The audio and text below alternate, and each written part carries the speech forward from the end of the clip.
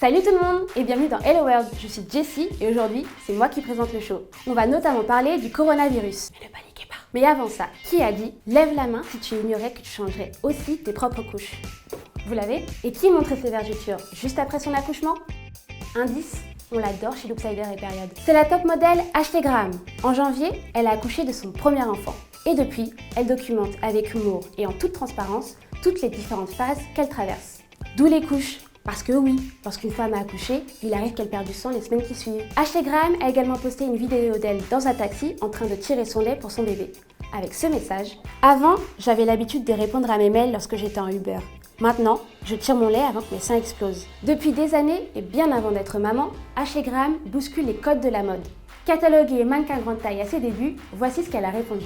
Now, the fashion industry may persist to label me as plus size, but I like to think of it as my size. Il y a quelques années, elle s'est associée à une marque de maillot de bain allant de la taille 36 à 54, pour laquelle elle a utilisé des photos de paparazzi non retouchées. Car oui, à chaque shooting, mode, presse, elle exige qu'aucune de ses photos ne soit retouchée. Elle veut qu'on y voit sa cellulite, ses formes, qu'on la voit elle quoi.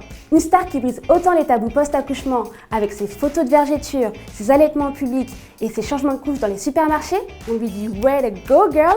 Bon là, c'est pas way to go du tout. Cette semaine, nous avons diffusé sur Loopsider une archive de Roman Polanski datant de 1979, dans laquelle il parle de ses préférences. Au moment de l'extrait, Polanski est en fuite et est accusé de viol par une jeune fille de 14 ans. Ma préférence pour des jeunes filles, disons, ou jeunes femmes, ça sonne mieux en français. Je ne l'ai jamais caché, j'étais toujours entouré de jeunes filles. Depuis, ce sont 12 femmes qui accusent le réalisateur d'agression sexuelle entre 1969 et 1982. Il y a quelques jours, Roman Polanski a reçu le César du meilleur réalisateur pour son film J'accuse, déclenchant la colère et le départ de la comédienne Aden Edel, qui a lancé dans les couloirs de la salle Playel « C'est la honte, bravo la pédophilie, bravo ». Bon, le coronavirus est arrivé en France. Il y a déjà eu plusieurs centaines de contaminations, des morts, le gouvernement et les médecins sont sur le pied de guerre.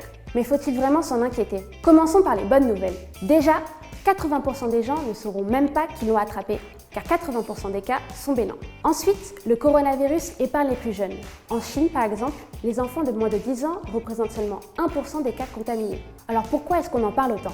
D'abord parce que le taux de mortalité du coronavirus est plus élevé que celui de la grippe, surtout pour les plus de 80 ans. Alors si vous avez des grands-parents, il faut tout faire pour éviter de leur passer. Ensuite, veillez à ne pas encombrer les services hospitaliers. Plus l'épidémie sera lente, plus il sera facile pour les hôpitaux et les médecins de gérer facilement cette épidémie. Et pour ça, il n'y a pas beaucoup de solutions. Se laver très régulièrement les mains et bien se les laver. Si vous avez de la fièvre, appelez d'abord le 15 avant d'aller à l'hôpital. Et surtout, n'écoutez pas tout ce qui se dit sur les réseaux sociaux. Ah mais au fait, comment on sait si on a le coronavirus ou une grippe? Bah, on sait pas. Ce sont à peu près les mêmes symptômes.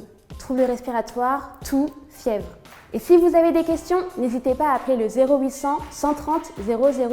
Et si vous avez des symptômes, appelez le 15.